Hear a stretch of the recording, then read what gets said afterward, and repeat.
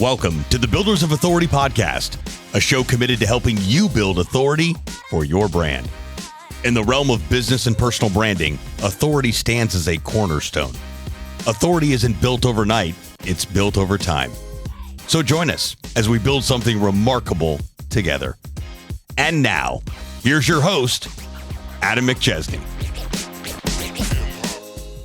Welcome back, everyone, to another episode of the Builders of Authority podcast. Our title sponsor for the Builders of Authority podcast is Go High Level, also known as GHL. GHL is the first ever all-in-one platform that gives you the tools, support, and resources you need to succeed and crush your marketing goals. Personally, I have used this software since 2020, and it's been a game changer for my business and our clients. If you are looking to level up your CRM and marketing game, then this is the platform to use. You can find a link for a free 30-day trial with tons of Builders of Authority bonuses in the show notes. So take advantage of the opportunity to adopt the amazing software and grow your business. Quick reminder before we hop into today's episode that we are continuing to build our Builders of Authority community online. Builders of Authority is committed to helping you become the authority in your industry with personal branding. We have our free Facebook group that you can join by typing in Builders of Authority into the search bar. You can also see it in the description in the show notes.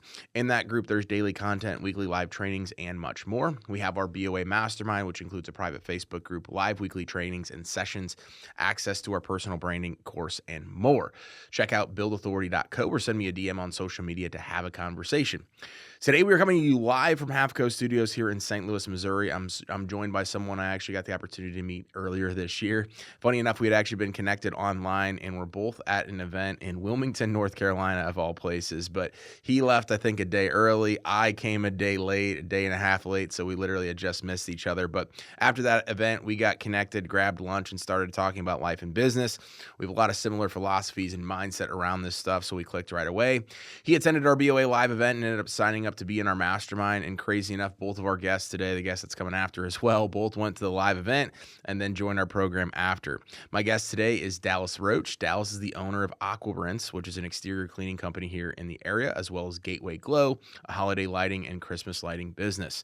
Dallas, welcome to the show, man. What's up, man? How's it going? I'm doing good, man. Excited to be here with you. Yeah, man. I'm excited to be here too. Yeah, well, thanks for coming in, man.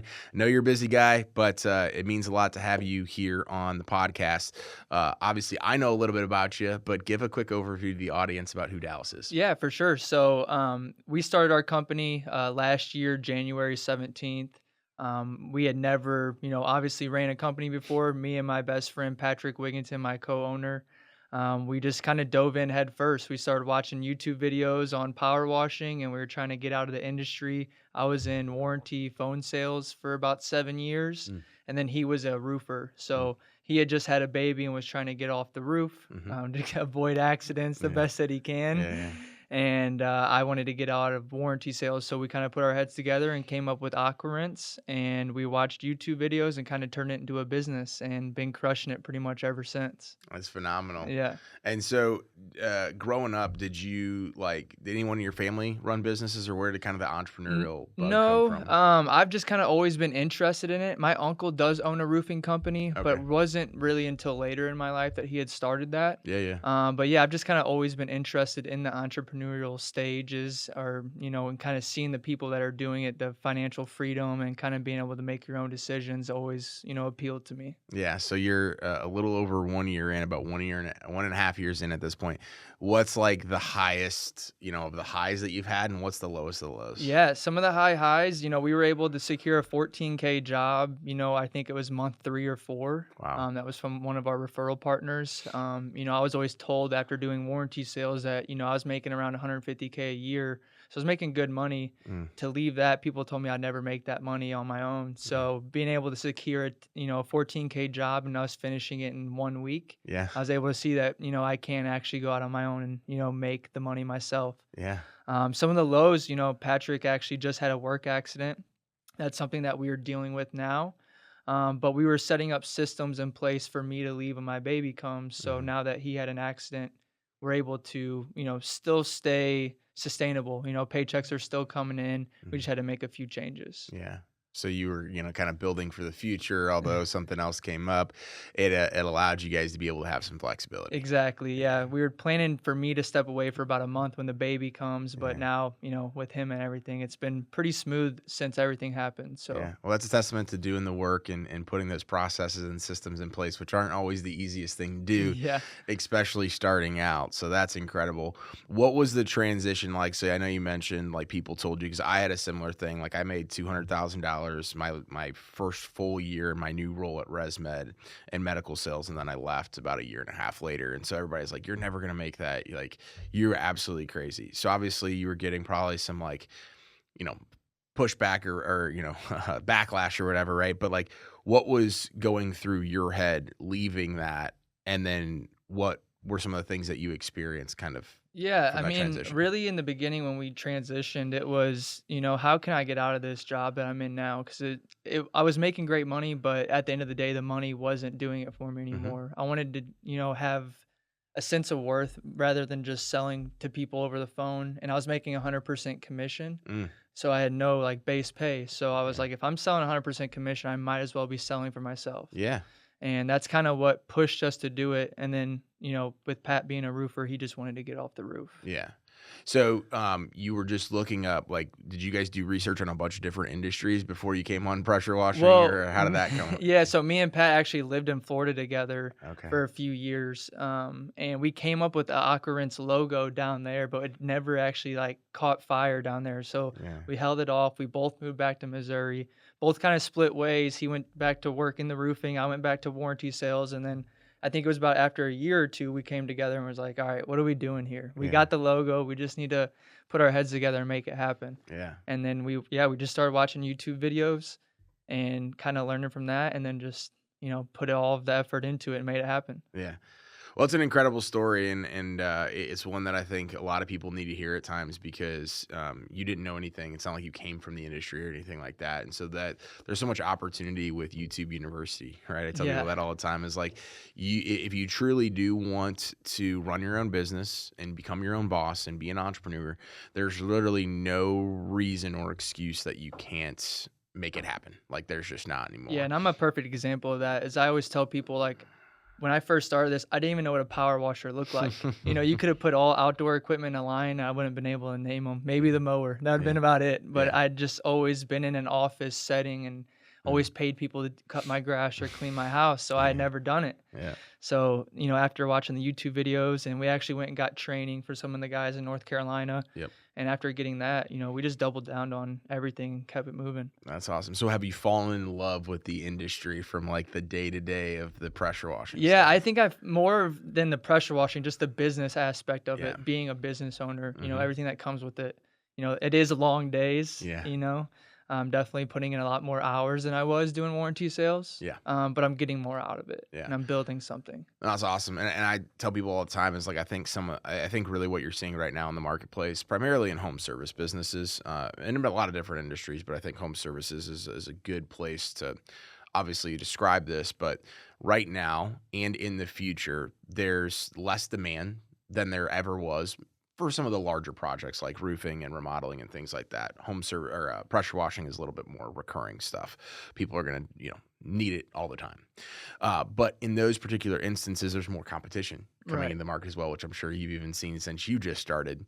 But some of the best companies that are out there, and the reason why I asked you that question, are marketing and business owners first that just so happen to use the vehicle of pressure washing to be able to go do it. Exactly. Versus some of the pressure washing companies that have been around for a while, they don't have the processes and systems in place to get off the truck.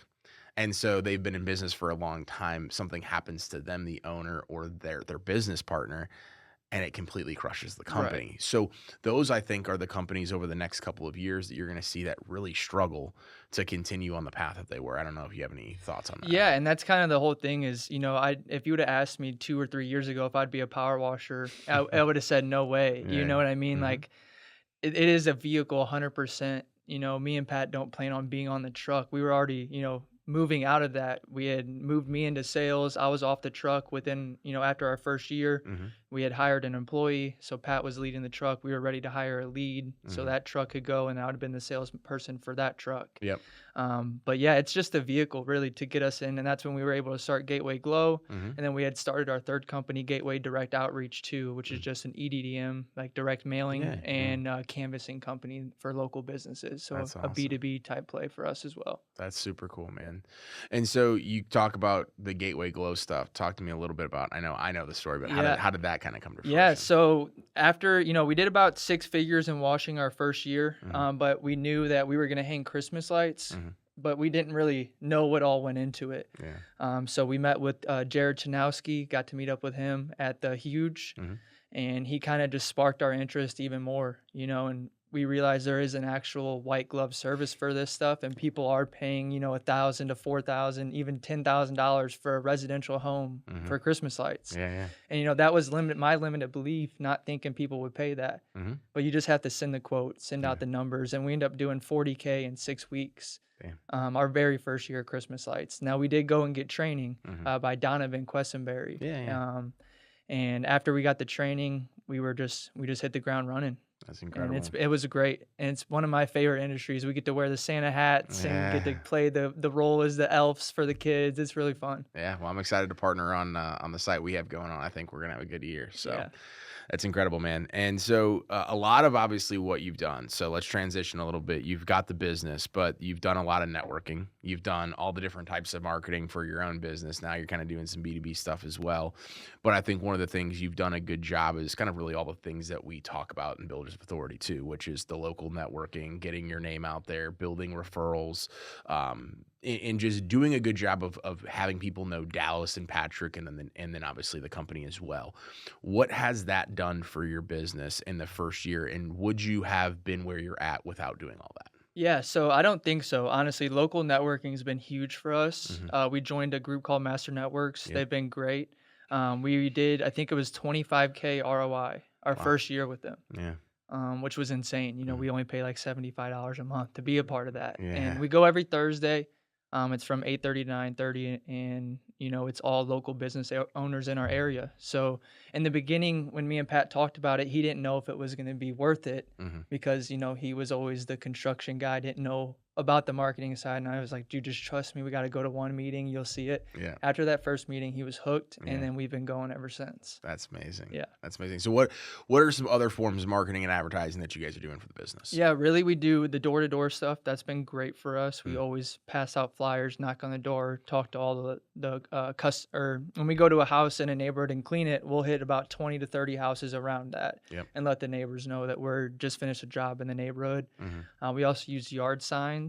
Yard signs have been a great for us to get in the areas that we want. We do a little bit of Facebook ads, and then we're starting to dive into like the Google AdWords and stuff like that right now. That's awesome, man. Yeah, it's super cool. So you're not like an all eggs in one basket, like, hey, we're just doing this. You're diversifying all that stuff, which definitely helps. Yeah, and we have a great story about that actually, because local service ads, whenever we started that for the first time, it started crushing for us. We started ranking #1 window cleaners in our area, and we weren't even cleaning windows yet. But as a power washer, you have to go under the window cleaning section. So that made us evolve, which, actually helped us out, because now we're locking down a lot more jobs, because we're not just Aqua Rinse power washing, it's more Aqua Rinse exterior cleaning services. So we do all exterior cleaning now.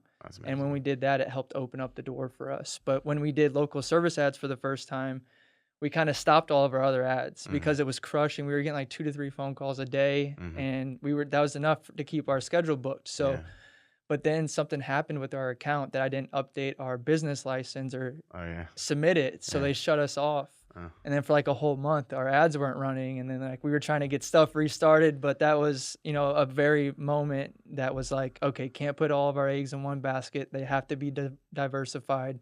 And you have to be firing on all cylinders. You can't just have one. No, absolutely. It's fixed now, though? Yeah, it's fixed now. Yeah, it's fixed now for sure. Good. It only was about a month. Yeah, there you go. That's awesome. And so from there, right, from doing a lot of like the networking and personal branding type stuff and even business branding, you've obviously built a name where people know, like, and trust you. They're starting to refer you. Now you're starting to speak. You're starting to get on more podcasts. Like, I would say, like, for a year and a half in from a home service company, like, you're way ahead of the game, obviously, not only in the business, but how you guys are building a brand. what was the reason why you said, hey, I don't just want to go to these events, but I want to build like the Dallas brand too? What was that all about? I don't know. I've always been told I have a big heart, and I just Mhm. feel like, I want to help people. I want to be able to show them that you don't have to be stuck in that 9 to 5. Yeah. You can get out and do your own thing and start your own business. We started 3 in our first year, Yeah. but like before that, I had never started one. So it's just like once you open that door, it just, opens so many other opportunities for you. And that's kind of where I wanted to speak on stages and kind of just let people know that, and kind of tell them the things that we're doing in our business that works that you can apply in your industry. Mm-hmm. What have you learned about yourself speaking on stage, being on podcasts, tell your story? That I'm a procrastinator. What do you mean? What do you mean by that? So my first event that I spoke on stage, I spent, 2 weeks diving into my slideshow, spent a lot of effort into it. I went to the place that I was speaking at the day before, went in there, visualized myself in the space, kind of ran through a little bit of it, put a lot more effort into the first one. The second one that I just spoke on yesterday, I put a lot of effort in, but not as much, and I kind of felt that. Yeah. I had a good, response from the crowd. People were messaging me, asking me questions, so I know I did good, but I just felt like I could have done better. And with everything that's happening at work, and it's not an excuse, but it's just been it was a lot harder for me to get prepared for this one because I didn't want to cancel it. Yeah. But I still wanted to provide value. Yeah. Well, I mean, I think you're going to learn your rhythm, right? You've only done it twice. Yeah. So like you over prepare one time and maybe under prepare in comparison to the last one, but you get the rhythm, you get the routine, you figure out like what exactly you want to do and how you want to present things. And I always laugh because, and I feel like a lot of my contractor and home service friends are kind of the same way, right? Where it's like they're doing everybody else's interior remodel and roof and pressure washing, right? But their house is the last one to get done, right? So it's funny, like when we literally, we're doing some of the same stuff with our marketing company. We're going marketing for everyone. And then like 2 years in, we're like, okay, now we got to get Google reviews. And we ended up getting like 100 in a year and a half, right? So it's one of those things where, and I get it, right? But like going back now as we're rebuilding a new business and doing different things, there's a different sense of like, okay, hey, let's build our stuff with it. But even at our like the first BOA event we did, I freaking prepared so much for my talk and all those things, but I think I over prepared. This time I honestly didn't. I went through the slides once really, really quickly, but I focused more on like the storytelling component and really just like showing up and being myself. And so sometimes I think when we're giving talks and we're doing these things, over preparation can sometimes not be always the best thing, if that makes sense. Yeah, no, 100%. And I just kind of felt like the feeling I had when I got off the stage the first time, it was an hour talk, the first one. And I was going over the hour, and I was worried about like, am I going to have enough stuff to talk about for a whole hour in front of 50 business owners? Yeah. Because I was the only speaker. It wasn't like there was a lineup. I was the only person speaking on both of these events. Yeah. So like, I wanted to make sure I provided the most value for these people that were taking the time out of their days to come and hear me talk, especially being so new into business. Yeah. Spotlight was all on you. Yeah, for sure. That's awesome, man. Well, you're making a bunch of waves. Like even before we ended up getting connected, like I was seeing your stuff around. And so like usually when I see that, I'm like, okay. And I think that's when we got connected on Facebook. I was like, man, we have to, like, I want to build a relationship with those people, the people that are doing the work, that are showing up, that are doing those things. And it's not just about the money, right? Like, and that's where I think you and I resonate a lot too, where it's like people tell me all the time, like they look at what we've done and the businesses we've built and they're like, oh my gosh, you're making so much money. I'm like, top line revenue, one, isn't also profit. Right. Secondarily, like you do see me travel, you do see me throw these events, you do see me, I'll do all these things, but it's much more than that, right? Like if I wanted to just go and make the money and have the nice things and do all that stuff, I would just go get a freaking job. Right. So what like, I tell people all the time, like at this point, I think I'm unemployable. Like I don't think I can go back and work for somebody. I tried that when I was a partner at my company a couple months ago, but also kind of held an employee seat and it just didn't work out very well. But that wasn't like full blown being an employee. Right. Do you think you could go back to work for someone ever? No, I honestly don't think that now. I feel like my eyes have been open, to be honest, like to, of the possibilities that are out there. And with us doing, over 100K in just washing year one, and then we did that in 4 months this year. Wow. It's just been crazy, and yeah, people don't see the expenses. They don't see the payroll taxes that we have to pay, and Yeah. they don't see all that. Mhm. And that was something that's different. That's different from me and Pat is, we started paying ourselves from day one on a payroll, Mm. and making sure we had an accountant and making sure we had all of these things in place before we even had like any other expenses factored in. That was the Yeah. first things that we thought about was Yeah. we got to make sure we're getting a paycheck, and we got to make sure we have a CPA that is on top of our taxes for us. Yeah. And that's kind of like where it all, whenever it all started, that's where it was. Yeah, I mean, I know people that have been in business for 10, 15 years that still don't have some of those things, right? So, and again, I think that's a testament to what you guys are doing and probably why you've been so successful, even dealing with being new in business, having multiple businesses, having the situation with Patrick is because you have a lot of the foundational things that are there. Whereas, again, most companies, they probably wouldn't have survived what you all have gone through. Right. Like, they just wouldn't have. Yeah. I And mean, so, it was definitely tough, losing, our co-owner, mhm, he's going to be probably out for a month or two at least from now. mhm, He's already been out a month. So it's probably 2 to 3 months total. mm, And, most businesses would, yeah, like you said, fall down after that. mm, And we had just put the systems in place. Like it was just like the timing was, it was made for it. mhm, Someone's definitely watching out for us, and yeah. we're on a path, we're on the right path, and we just got to stick to it. Yeah. Well, and I know we were kind of talking offline before, but you said, hey, I think it might have been a good reminder, maybe from God that we need to slow down a little bit. Talk to me a little bit about that. Yeah. So I don't know. I just felt like, we were running 3 businesses after year It's a lot. one. Yeah. It's Yeah. a lot that goes into it, but the way we had set up our businesses, they all, they go together really well. So, Hmm. Aqua Rinse is about 8 months out of the year. Gateway Glow is about 3 months, and then GDO we can do for 12 months. So they all kind of go together. Hmm. But it just felt like, me and Pat, we were working from, pretty much 7 to 7 the last 2 months leading up to him having his accident. Hmm. And, those are long days. Yeah. We were going and doing all of our washing and our sales, and then we were going and knocking doors for other companies, Mm. trying to get that started. We started looking for offices and employees for Gateway Direct Outreach. Yeah. And it just felt like, we were starting to overwhelm ourselves. And I think, God had something in our plans and just gave us a pause. And, he's doing good. He's healing well. And we're going to come back from this even stronger for sure. Yeah, absolutely. I mean, it's a blessing and a curse, obviously, as with anything. But you guys have put yourselves in a position to be able to take what has happened and obviously learn from it and figure out how to come back bigger and better. And so, talk to me a little bit about what some of your plans are. Obviously, what you can share for the future and where you kind of see all of this going. Yeah, I mean, our plans are we have one truck built out now. So getting another lead technician into that truck, and then starting to build our second truck out Mm. for year 2. So we want to have 2 trucks up and running. So it'd be 4 employees with that, and then Mm. 2 salespeople.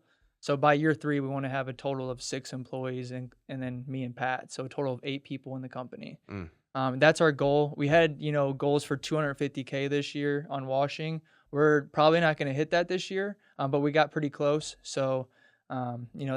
That's the best that we could do this year with everything that's happened, and we're Yeah. just gonna take the punches and keep rolling, and that's the best that we can do. Yeah.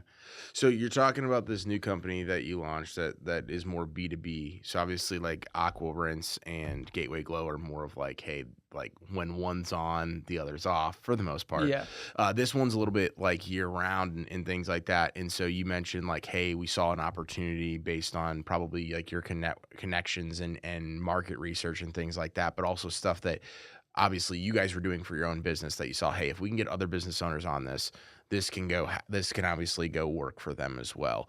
How do you, like, I think holistically, I know you mentioned starting all those 3 in like a year, but like, how do you prioritize your time to be able to decipher like when am I wearing certain hats? yeah. And within each company, you have a different role probably as well. So like, how do you manage all that? Yeah, so delegation was key. We had just hired a virtual assistant that's been definitely helping us out Awesome. with answering calls, emails, admin stuff, posting on our social media for Aqua Rinse, and kind of taking some of my hats off and putting it onto the VA. Hmm. But really, that's just delegating it and just trying to using our calendar the best that we can and, making sure we block out time, specific time for that company. And so like Aqua Rinse was from 7 to 3 or 4. And then from 4 to 7 is when we would be knocking doors. And then we actually sold 50% of the company to Luke Farrell. So he bought into it because a story for me and Luke is, me and him, our first job was door knocking together. Okay. We ran a crew. He was the manager. I was the assistant manager, and we had 8 guys under us knocking doors. That's awesome. Yeah. And that's when we were like 15. Yeah. So me and Luke have been, together for a long time, and he knows how good canvassing can do for businesses. And, the company we started with, they do I think it's like $50 million a year in home improvements off of just canvassing as their number one marketing tool. Wow. So I was like, and we use it in our business. So I was like, how can we build something like that for other businesses that don't have the means to start a whole canvassing company, but they want to get doors knocked? Yeah. So what they can do is they can hire 2 of our canvassers that will go and knock doors for them. They'll put on their shirt, their hat, pass out their flyers. The companies can give us like a 1-page sheet of like a summary of the company. We have the canvassers read that, they understand it, and then they go out and knock the doors. Interesting. So, I know we briefly talked about it before, but so are you guys also like doing the print of that stuff as well, or just the canvassing? Yes. So it's an option. So Okay. the business has an option if they want to pay us to do the print, or if they already have the flyers done. Got it. Yeah. Awesome. Yeah. So I didn't even think about it from that model of where it's like, hey, like they can go get the stuff from anywhere, but really the tough part is getting the activity done. Yeah.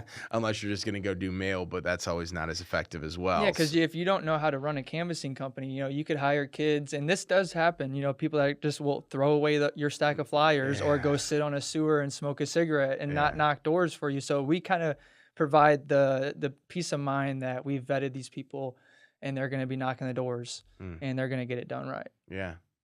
Interesting. That's awesome. So talk to me a little bit about like personal wise, like personal development. Like what are you into? Obviously, I'm assuming like you listen to podcasts, but like talk to me a little bit about like what you've done personally in order to like become the person today. Yeah. Really just, listening to podcasts, doing a lot of research in our industry, making sure that when we do something, we know that it's going to get done the way we said it, and not, setting expectations is really the number one thing. Yeah. But yeah, that's really for personal development. It's reading books. I read a lot of books too. Awesome. Kind of slowed down in the last 2 months with everything that's going on. Yeah. But yeah, reading, Rich Dad, Poor Dad, How to Win Friends and Influence People was one of my favorite books. Yeah. And just, just always learning, trying to learn every way I can. I love it, man. That's the key. And so I always like to pick people's brains when they're, doing as much as you're doing in a very short period of time. There's got to be something behind it, right? Yeah, you can't just show up and do what you've done. Right. And it's learning from people that are in our industry that are where we want to be at. The Jared Chanowskis, the Donovan Questenberries, those people are doing 7 figures a year, in their business. And it's like, why would I go to a convention and listen to them and not apply the things that they're telling me? And we started applying stuff immediately. After Sales Boost, we hired our first employee at Sales Boost. They were like, you guys need to hire. We hired then. That's awesome. We listened to these people in our industry. We became pretty close friends with them, and they've been steering us in the right way for sure. Love it. So I know you're a couple weeks away when we're here in studio from being a father. First off, sir. Congrats. Thank you. I appreciate it. Yeah. So what is preparing for that, just from the personal side, but also understanding that like even before Patrick's accident, like you were building processes and systems so that the business didn't require as much of you as it did previously. Right. Yeah. Just, preparing for it's been crazy. This is something that me and my girlfriend have definitely wanted. We were definitely trying to have a baby, and we're super excited. It's going to be a son. So his name, we did come up with the name Nico Roach. Oh, I love it. So we're super excited. We're about 5 weeks out. And yeah, we just had our baby shower and diaper party. So we got showered in love from all of our close ones. And that definitely took a load off of our shoulders, making sure we have all the right stuff. I was putting together, the stroller and the crib and all that stuff. So we got the nursery all set up, and yeah, man, we're ready for the little man to get here. That's awesome, man. Well, you're going to be a great father. I can already tell by how you run your business and how you are professionally. And so that speaks a lot to, everybody says, some people agree with it, some people don't, but the way you do one thing is the way you do everything. I believe that there's some truth to most of that as well. And so I'm excited for you, man. I think you have a very, very bright future ahead. You're literally just getting started. In being I will tell you from experience, if there's things in your life that you are currently like dealing with, whether it's you're keeping people around, you're doing just activities inside of your business that you don't want to, right? Once you have your son, you start to realize like, oh my gosh, there's everything that's more important than business. And it puts a lot of things in perspective. Right. Yeah. And everybody told me that, but until I saw it happen, and until I went through that transition, which really happened in like Q4 of last year, it didn't hit me. And then once it's there, it's like, okay, it's hitting you right in the face. Yeah, and I feel like that's what a lot of people, they try and tell you all these things and prepare you, but You're not never prepared, and you won't know until you're there. Exactly. So I'm just excited. These 5 weeks, the pregnancy went really fast for us. It's been great. Everything's been going real smooth for us. Yeah. But these last 5 weeks, I feel like are going a lot slower now. Yeah, they usually do, man. They usually do. They do for sure. So as we're finishing up, man, what is like a piece of advice that you would give to your younger self that maybe is looking to, your younger person looking to get into running their own business? What is some piece of advice that you would give them? Yeah, definitely read and stay consistent. Staying consistent is what's allowed us to get to where we're at, really. Because if you're not consistent in something, you're not going to see the results. Yeah. And, once we started, washing every day and going to every meeting and making sure we follow up with every customer and making sure we answer every call and not let calls miss, just staying consistent on every cylinder was the most important thing for us and business. And that's what allowed us to get to where we're at today. Love it, man. Well, this has been a great episode. I really appreciate you coming in, man. Where can people stay connected with you online? Yeah, you can find me on Facebook, Dallas Roach. You can also find our companies, Aqua Rinse, STL, Gateway Glow, and Gateway Direct Outreach. That's all on Facebook and Instagram. Love it. We'll put all that stuff in the show notes, and then talk to us a little bit, people that are listening that are here in St. Louis. What's your service area, and then what's on the Aqua Rinse side? Like, what's all the different services you all offer? So for Aqua Rinse, we handle house washing, concrete cleaning, gutter cleaning, roof cleaning. We also do window cleaning, and we go up to an hour away. So we from O'Fallon, Missouri. So we do all the way to Illinois. Sometimes we do an hour the other way. So about an hour, just circle of us. That's awesome, man. Well, thanks again, man. This is awesome. Yeah, man. Thanks for having me. I appreciate it. Yeah, appreciate you, man. Thanks again to our title sponsor, Go High Level. Without them, we aren't able to produce the quality of content or have amazing guests like we did today with Dallas. Check out a free and extended 30-day trial in the show notes. Make sure to leave us a 5-star review as well. We're making a big push for reviews this year, and it definitely helps move the needle. And remember, authority isn't built overnight. It's built over time. Thanks so much for tuning into this episode. We sure do appreciate it. If you haven't done so already, make sure you're subscribed to the show wherever you consume podcasts. This way you'll get notifications as new episodes become available. If you feel so inclined, please leave us a review. We sure do appreciate it. Until next time, friends.